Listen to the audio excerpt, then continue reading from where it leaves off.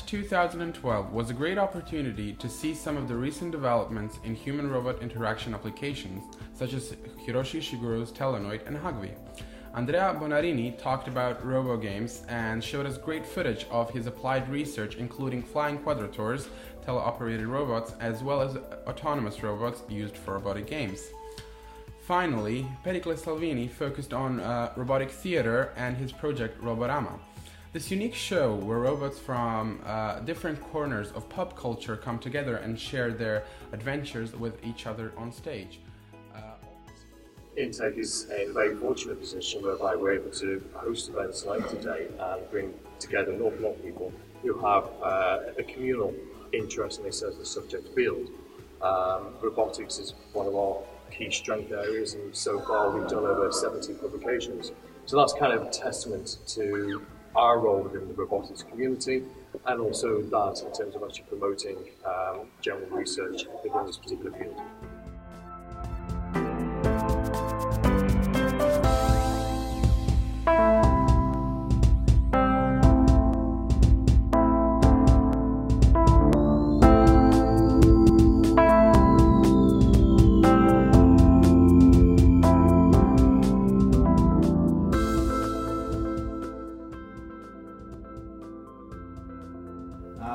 What I'm going to talk is, well, I'm not just talking about the technological issues, but I want to talk about my philosophical issues. Basically, what is the basic motivation for me is what is human? So this is the most important question for everybody. Okay, this is the most important questions in the university, right? We are developing something. We are developing a technology for improving our life, for giving a better life, the people, right? So that is the meaning of technology development, okay? And I think that is a way to understand the human. Okay? So if we replace everything about, all the human ability with the machine, what's happened? Probably we want to see some last part as a human. So what is that? Okay? So that is what we are looking for.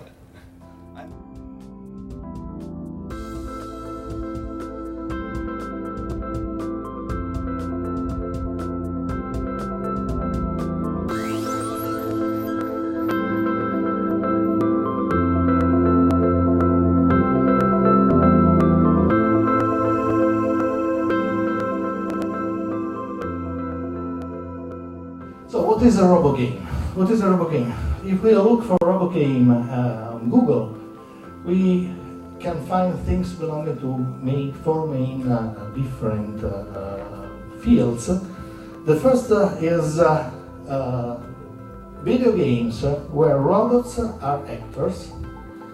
So people interact with artificial things mediated by the computer, and we are working in a simulated world. Look for Robogame as a strange robotic situation we can study for learning things.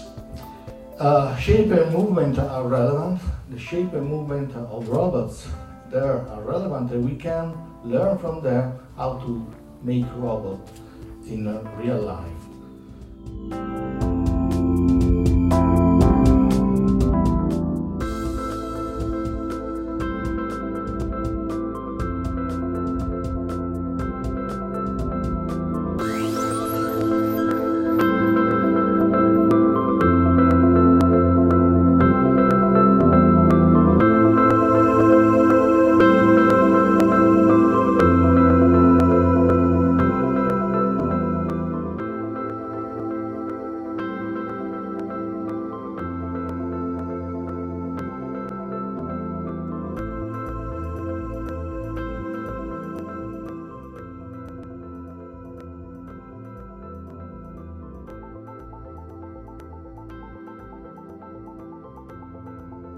I think that robotic art is relevant because it can inspire new forms of art, if you want. If technique is really at the basis of art, and art is an aestheticization of technique, then robotics can really provide new platform for artists.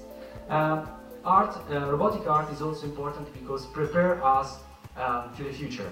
It has an anthropological function. I mean, literature, movies, comics, they are all depicting a future. And also, as I've shown, there are many artists that are dealing with robotic technologies just to offer a different point of view, a critical perspective on technology itself.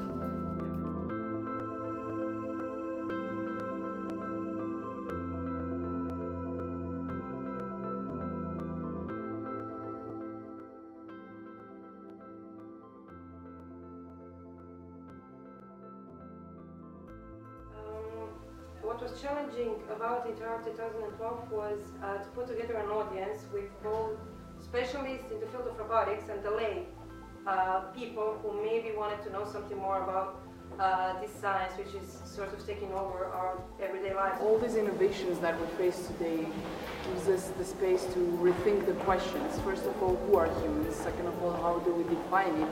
And how do we define it in relation to the things that we create, and in this case, robots.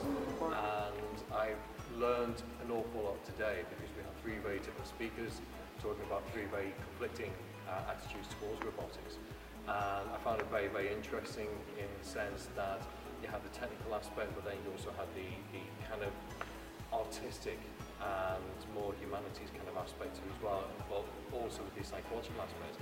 So from my own personal perspective, I found it very interesting, and I learned a lot more, and I think I developed a greater appreciation of what robotics actually entails in terms of our everyday experience and engagement.